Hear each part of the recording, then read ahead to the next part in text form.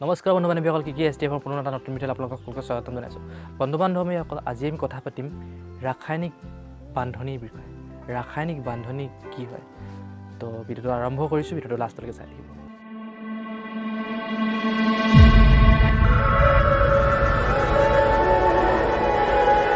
প্ৰথমতে ৰাসায়নিক বান্ধনিৰ বিষয়ে কথা পতাৰ আগতে আমি জানিব লাগিব পৰমাণু কি হয়। পৰমাণু কেনেকৈ গঠিত হয়? পৰমাণু গঠিত হয় নিউট্ৰন, প্ৰটন আৰু ইলেক্ট্ৰনৰ দ্বাৰা গঠিত হয়।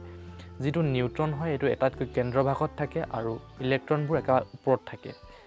তো যেতিয়া ইয়াত এটা কেমিকেল ৰিয়েকশ্যন সৃষ্টি হয় তেতিয়া তাত সদায় ইলেক্ট্ৰনবোৰেহে অংশগ্ৰহণ কৰে। এতিয়া আহিছোঁ মেইন কথাটোলৈ, কেমিকেল বণ্ডিং বা ৰাসায়নিক বান্ধনি কি হয়। বিভিন্ন ধৰণৰ বিজ্ঞানীসকলে ইয়াৰ ওপৰত বিভিন্ন ধৰণৰ ধাৰণা ৰিচাৰ্চ কৰি আছিল আৰু বিভিন্ন ধৰণৰ মত আগবঢ়াইছিল। তাৰে ভিতৰত বিভিন্নজনে দিছিল যদিও কিছুমান বহুতৰ গ্ৰহণযোগ্য নহয়। তাৰে ভিতৰত দুজন বিজ্ঞানী তেওঁলোকৰ মতটো গ্ৰহণযোগ্য আৰু তেওঁলোকৰটোৱে আজিৰ দিনত চলি আছে। সেই দুজন ব্যক্তি হৈছে এজন কচেল আৰু অন্যজন হৈছে লিউইছ। এই দুজন বিজ্ঞানীয়ে 1916 চনত ইয়াৰ গ্ৰহণযোগ্য কিছুমান তথ্য আগবঢ়াইছিলে। সেই তথ্য ভিত্তিয়ে আজিৰ দিনত এই যিটো ৰাসায়নিক বন্ধন সেইটো চলি আছে। তেওঁলোকৰ মতে পদাৰ্থ এটাত ইলেক্ট্ৰন থাকে, সেইটোৱে কৈছে ইলেক্ট্ৰন থাকে, মানে এটা বহিঃকক্ষ দুটা যোজক ইলেক্ট্ৰন থাকে। এই ইলেক্ট্ৰনবোৰে তেওঁলোকৰ মতে সেই ইলেক্ট্ৰনবোৰে অন্য এটা ইলেক্ট্ৰনৰ লগত যুঁজিত হৈ এটা অণুৰ সৃষ্টি কৰে।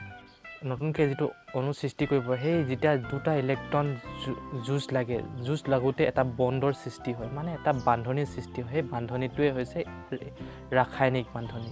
মানে দুটাই যেতিয়া পৰমাণু আমি লগ লগাই দিয়াৰ লগে লগে সেই পৰমাণুকেইটাৰ মাজত ইলেক্ট্ৰনৰ যিটো পেয়াৰ থাকে, মানে যিটো অসমীয়াত কক্ষ আৰু ইংৰাজীত চেল বুলি কোৱা হয়, সেই চেলটোত যিকেইটা ইলেক্ট্ৰন থাকে সেইকেইটাই সদায়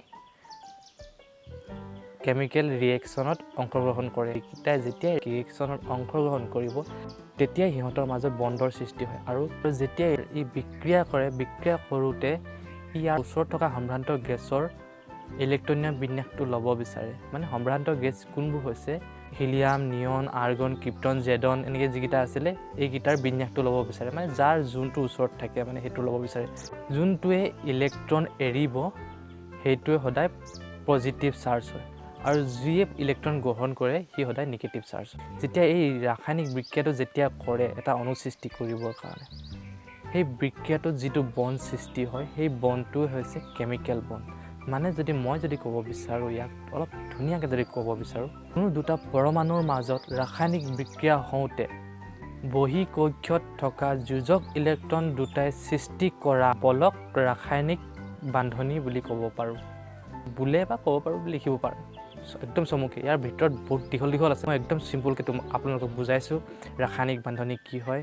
এক্সাম্পল দিব বিচাৰোঁ, ছ'ডিয়াম ক্লৰাইড NaCl। ক্লৰিনে ছ'ডিয়াম পৰমাণুটোৰ পৰা এটা ইলেক্ট্ৰন গ্ৰহণ কৰে। ক্লৰিনৰ পাৰমাণৱিক সংখ্যা হৈছে 17। ইয়াৰ ইলেক্ট্ৰনৰ বিন্যাস হৈছে 2, 8 আৰু 7। ইয়াক আৰ্গনৰ ইলেক্ট্ৰনীয় বিন্যাস লাভ কৰিবৰ কাৰণে ইয়াক আৰু এটা দৰকাৰ হয়। যদি মই ছ'ডিয়ামৰ সৈতে ৰিয়েকশ্যন যদি কৰাই দিওঁ তেতিয়াহ'লে ই ছ'ডিয়ামৰ পৰা এটা ইলেক্ট্ৰন লৈ ল'ব, ই ফুলফিল হৈ যাব আৰু ই লগে লগে নিগেটিভ চাৰ্জ হৈ যাব আৰু ছ'ডিয়ামটো পজিটিভ চাৰ্জ হৈ যাব। তো ভিডিঅ'টো এইটোৱে আছিলে, একদম চিম্পুলকৈ বুজালোঁ। মানে একদম চিম্পুলকৈ কৈছোঁ। তো ভাল পালে লাইক কৰিব, শ্বেয়াৰ কৰিব, চেনেলটো ছাবস্ক্ৰাইব কৰি দিব। ধন্যবাদ।